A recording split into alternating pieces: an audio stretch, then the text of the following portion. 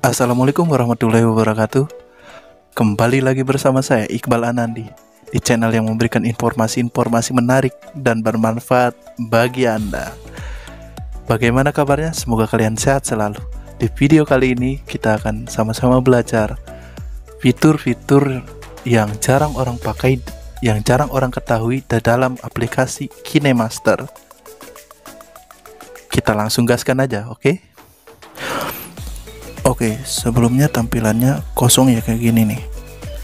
Dan saya harap jangan skip ya video ini supaya kita nggak ketinggalan, supaya nggak ada yang kelewatan informasinya.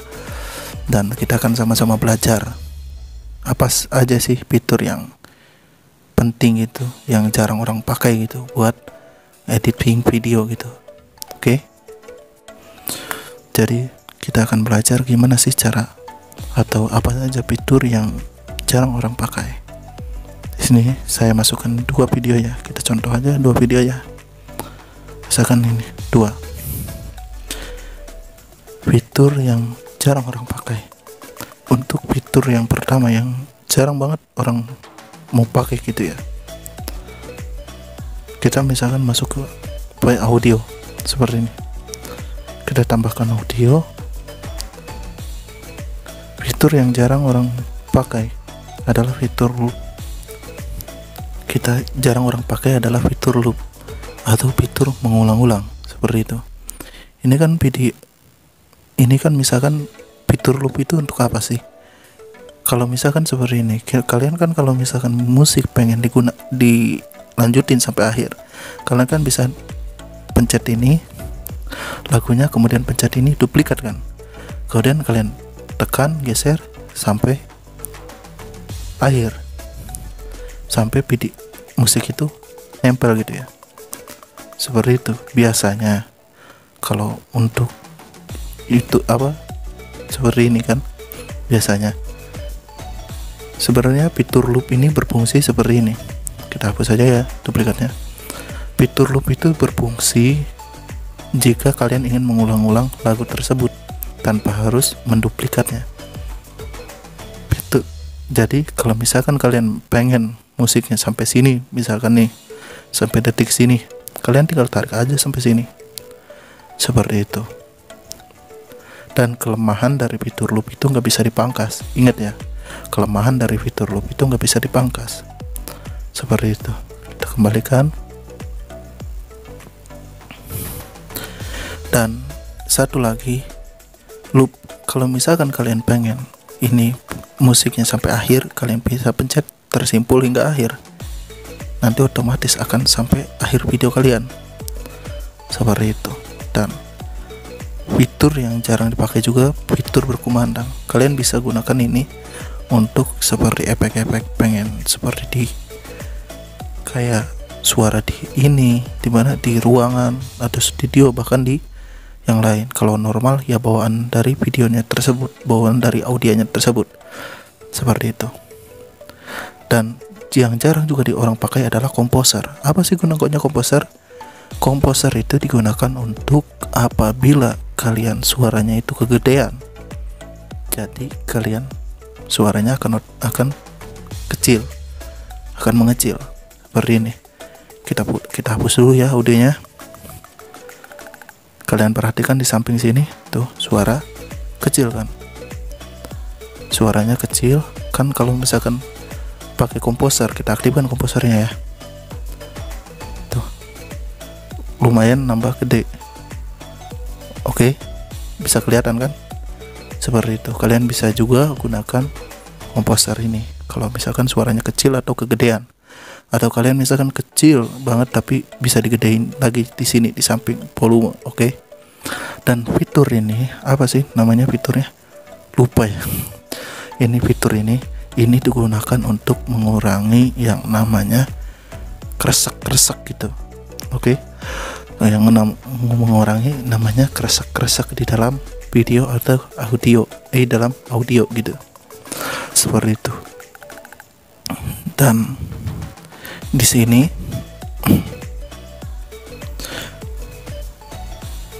Dan di sini juga ada fungsi yang lain untuk suara, yaitu amplop suara. Amplop suara fungsinya apa sih?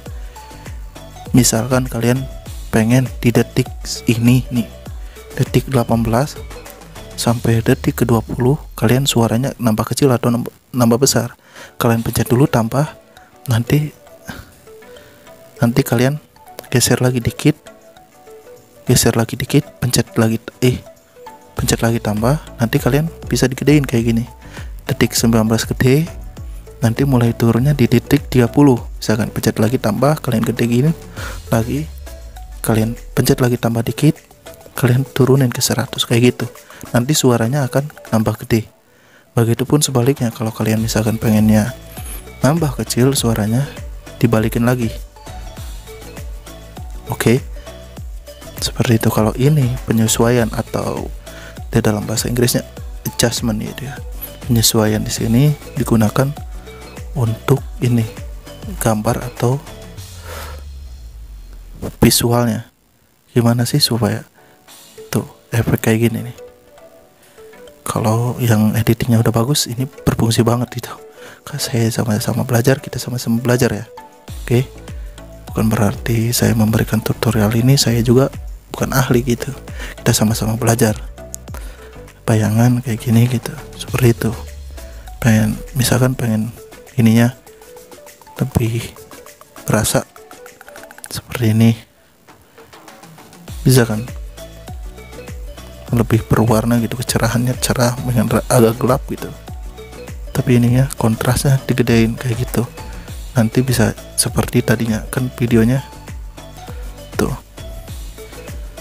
Sorry ya, saya nggak gunain suaranya nggak timbul karena saya pakai mic tambahan kayak gitu. Oke. Dan informasi yang lainnya juga ya, informasi yang saya kira bisa bermanfaat juga untuk kalian, untuk kita. Kalian kalau misalkan pengen duplikat atau pengen ini jadi lapisan gitu, gak yang gambar background belakang ini jadi lapisan, gak usah kalian pencet lapisan kemudian cari file atau media yang lain. Kalian bisa pencet ini filenya, kemudian titik 3 yang di kiri atas itu pencet duplikat sebagai lapisan. Tuh, nanti fotonya atau videonya nggak usah repot-repot nyari lagi, nggak usah repot-repot pencet lapisan lagi. Seperti itu. Kita ulang. Dan satu lagi ya, ada beberapa yang penting juga nih. Kalau misalkan pengen ngulangi kalian gitu, hilap kehapus, pengen kembali lagi, di sini ada tuh kembali undo ya, seperti ini. Ataupun pengen balik lagi ke depan kayak yang tadi sebelumnya. Oke. Pengen kayak sebelumnya, kayak tinggal atur aja. Dan untuk editing itu gimana kalian cara mengeditnya. Kalau editingnya bagus ya kalian juga lumayan gitu, hasilnya juga bagus. Editing itu gimana kitanya, karena kita editornya. Maaf ya, saya di sini memberikan tutorial, bukan berarti juga saya ahli dalam bidang editing KineMaster. Kita sama-sama belajar, karena saya juga YouTuber pemula. Mohon dukungan dan subscribe-nya gitu ya guys. Dan bagi kalian yang pengen gitu, ini aplikasi KineMaster ini kan no watermark ya, no watermark. Kalian bisa tonton video saya mengenai KineMaster yang non watermark. Link videonya ada di deskripsi. Oke. Nanti di sana ada link downloadnya. Oke, semoga informasi-informasi yang saya berikan bermanfaat bagi Anda. Dan jangan lupa like, comment, and subscribe agar saya tetap bersemangat memberikan informasi-informasi menarik bagi Anda. Saya Iqbal Anandi. Wassalamualaikum.